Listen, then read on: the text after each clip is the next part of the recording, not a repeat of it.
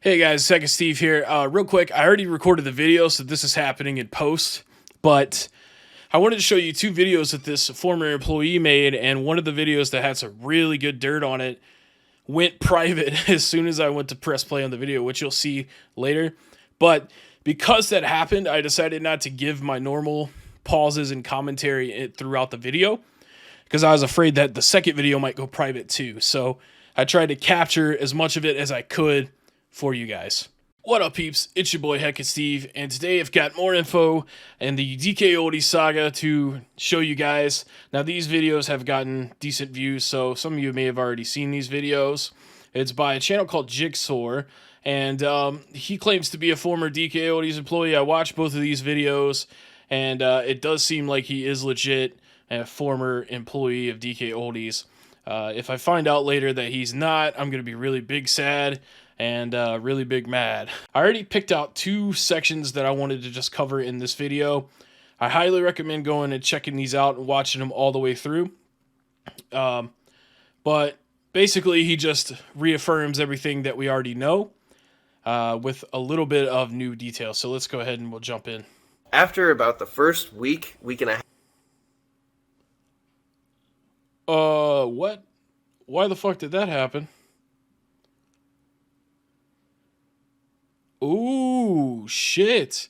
I can't believe I caught that on video. There are a couple of other guys that work back in that department with him. And I'm sure, I mean, if these guys on YouTube are getting these consoles and they're dirty inside, then they have to be doing things exactly the same way as they did it when I worked there, which was 2019 to 2020. So he would not open every system that came in. Like, a lot of the time we would just test the system to see if it worked, like testing it with a game and stuff, and that was something that would be like really quick, like putting in Super Mario Brothers into an NES and seeing if the image and the audio comes on, and that would be enough to test the system. The system totally works. They would not open it. They wouldn't open it to see if there was maybe something that would cause a problem later, if there was like some damage that wasn't affecting it right now but was going to affect it soon. Nothing like that. And then we would get it as shippers and we'd clean the outside of it, and we were told to do it as quickly as we could but pay as much attention to detail as possible. And so we were told to clean like specifically the areas that people would see every single time they used the system. So controller ports, cartridge slots, stuff like that. But yeah, we weren't supposed to open it. So that right there proves, I think, that it's a scam. Nothing happened there that Drew didn't know about, basically. Like, it's not like Rob just made up his own rule where we're not supposed to clean the inside of these systems because he wants orders to go out faster. That had to have been left up to Drew. Drew would have told him to say that to us, or Rob wouldn't have said that. Because if Rob had just made that up and Drew had found out about it, that would be fucking bad. So Drew dictated every single thing that happened in that store. So yeah, Drew knows what he's doing. He knows that these things are not actually refurbished. They didn't anticipate anybody would open these things because that's the whole point of the void warranty sticker. And I know apparently a couple days ago they changed what it says on the website about that sticker. I guess now it says that it's a proof of purchase sticker or something. I don't know if they're trying to cover something up or if they're changing that because people have been pointing out that it's illegal to do that. But when I worked there, we all called them void warranty stickers. We were supposed to put it over a screw hole in the console so that if you wanted to open it, you had to take it off, and it would leave that silver shit behind, and so we would know that it voided the warranty.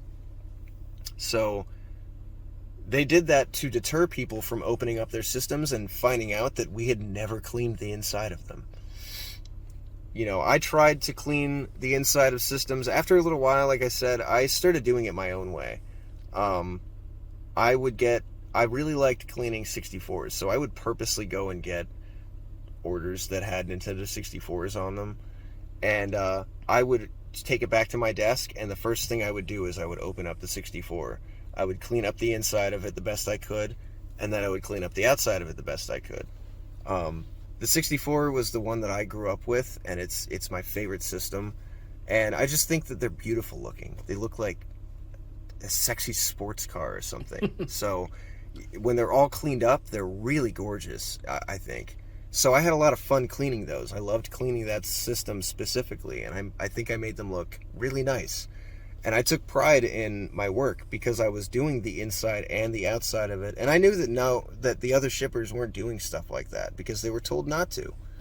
But I hated that. I thought that was bullshit, that we were lying to people about that, and I didn't think it was fair that we were making people spend more money than they had to on systems that were just absolutely disgusting inside. I guarantee you could probably get a cleaner system off of eBay than you could from DK Oldies. So I was gonna, do my normal spiel where I commentate and pause in and out of the video, but because the first video I wanted to show you guys went private in the middle of me actually ready to do it, I literally watched the video like an hour and a half, 2 hours ago, and I was like, I'm gonna make a video on that, and then this happened. You saw on the recording.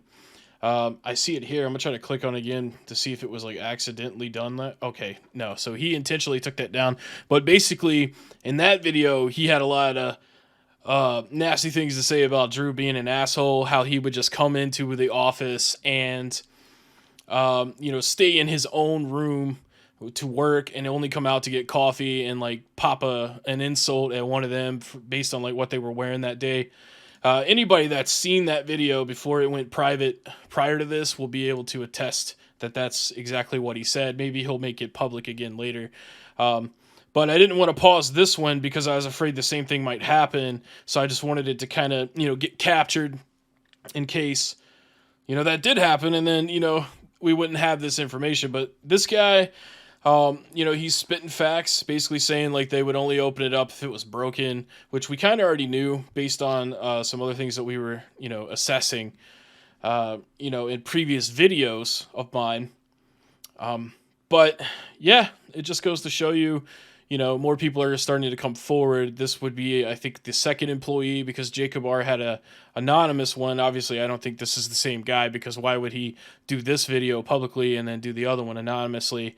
He even named a bunch of the employees that worked there when he did, and unfortunately he didn't name Anthony, so I don't know if Anthony works there anymore. He apparently worked there in 2020. This guy did. So he may be the anonymous guy for real. I know a lot of people in comments in previous videos thought that Anthony might be the guy, so it could be the case, but who knows. Also, Scott is a co-owner, according to this guy, and that explains a lot. How like he wasn't willing to put up with Drew's shit in my previous video about the office tour video. I'm sure everybody's seen it by now because Review Tech and Jacob R also covered that video. I think they might be secretly watching my shit to get ideas for their own videos. And if you guys are doing that and you're watching my videos for ideas, that's cool. I don't care because it's a free world. But just tell them heck, Steve's a cool channel to check out. And I would appreciate it. But, the rest of the video is not as significant. I just wanted to show you guys that stuff. But thanks for watching. Catch you next time. Fuck DK Oldies. Fuck Drew. And he also, just so you know, he said that Scott was an okay boss. So, yeah, it's all Drew.